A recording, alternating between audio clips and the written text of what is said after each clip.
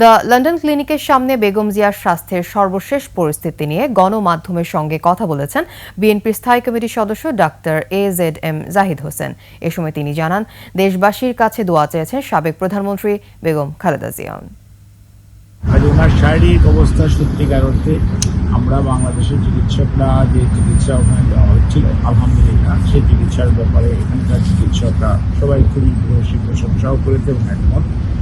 এবং সর্বোপরি এখানকার চিকিৎসার সার্বিক তত্ত্বাবধান করছেন বিএনপি ভারপ্রাপ্ত চেয়ারম্যান সাহেব। ওনার বয়স এবং সব কিছু মনে রেখে আমাদের মনে রাখতে হবে যে সর্বোচ্চ ভালো চিকিৎসা ওনাকে দেওয়ার জন্য ওনারাও চেষ্টা করছেন, আমরাও যেমন দেশে চেষ্টা করেছি।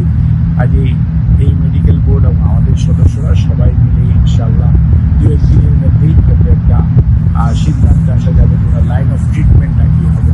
মাঠের অলরাউন্ডার আমি, আর ঘরের allrounder Tylox. Tylox toilet cleaner, clean মানেই টাইলক্স।